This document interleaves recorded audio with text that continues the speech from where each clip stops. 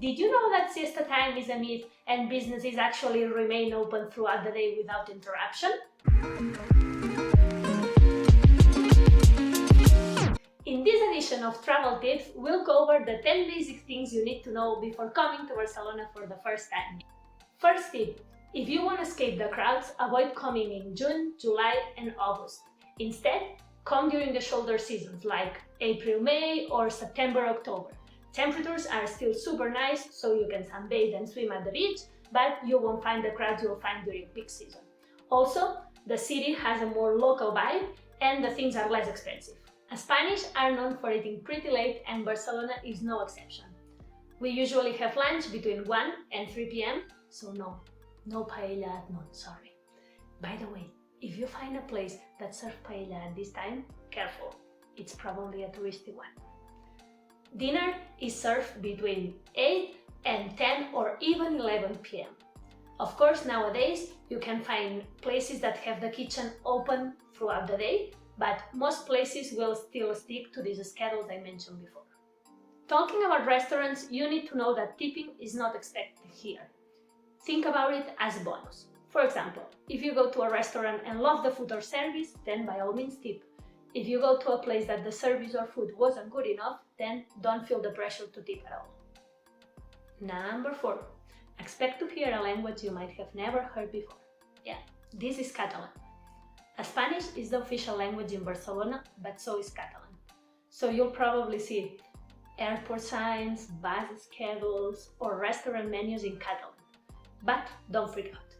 They are usually translated into Spanish and English, so you won't have any problem moving around.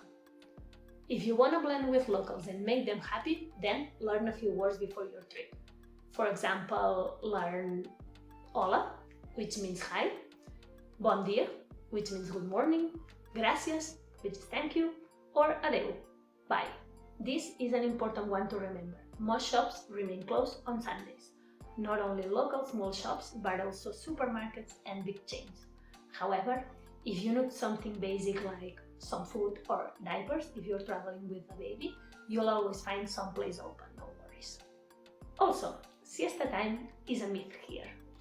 Although most small businesses might close at midday, most businesses remain open throughout the day without interruption. Tip number 6. I recommend exploring the city on foot. Barcelona is a relatively small city, so you can get anywhere, well, at least the places that travelers are interested in, on foot. If not, you can also use public transport, which works pretty well here. If you want more freedom and more fun, then we recommend using motor sharing services. There are several brands that offer this service, like Diego, Cultra or Sedmo, which is the one we usually use. Just remember that if you want to use this service, you need to download and register on the app before your trip, because it takes some time for the company to validate your driver's license. If you'll use public transport, this next tip can help you save some money. There are several public transport cars to move around Barcelona, so choose wisely. But don't worry, I'm gonna explain the most important ones now. If you're an individual and you'll do a maximum of 10 trips, then get the tech as well. If instead you're traveling as a family or a group, then get the Te Familiar. It includes also 10 trips, but you can share the car between you. Then, if you plan on doing more trips, you have other options, such as the Hola Barcelona, which is a car that includes unlimited trips. All the cars I mentioned before are valid for metro, train, tram and bus journeys around the city. Oh, we're on tip number 8 already. Always bring some money in cash. Although in most places in Barcelona you can pay by credit card, it's never a bad idea to have some cash with you, especially if you're thinking of venturing outside the city to a rural area or smaller villages. If you need to withdraw cash, please don't make the mistake of going to a currency exchange, especially at the airport. The rates there are terrible. Instead, my recommendation is to use an online travel-friendly bank, like Wise or Revolut. Those are the ones I use.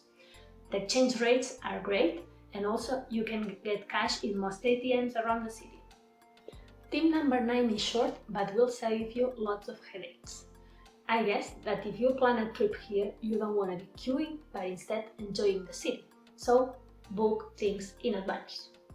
Especially if you're thinking about going to popular sites such as Casa Batlló, Sagrada Familia, La Pedrera, etc. and especially during high season. And we're already in tip number 10, which is do what you love the most. What? Yeah, you heard me right. Do what you love the most. Barcelona is such a visited city that I'm sure you have family, friends or colleagues that have come here at least once. They will all tell you that you must visit this spot, that you shouldn't leave the city without trying this restaurant, or that this is a place you can't miss. But truth is, there are 1,000 things to do in Barcelona and it's impossible to do everything in one trip. So my advice is do what you love the most. Choose those things that you really want to do and enjoy them, instead of worrying about all the things you cannot cover in your trip. Okay, so those were 10 things that will make your trip to Barcelona much easier. If there's something I haven't covered in the video that you'd like to know, please leave a comment below. I'll answer it or make a new video. Make sure to subscribe for more tips and tricks about Catalonia, Andorra and Barcelona coming soon. See ya and have fun in Barcelona!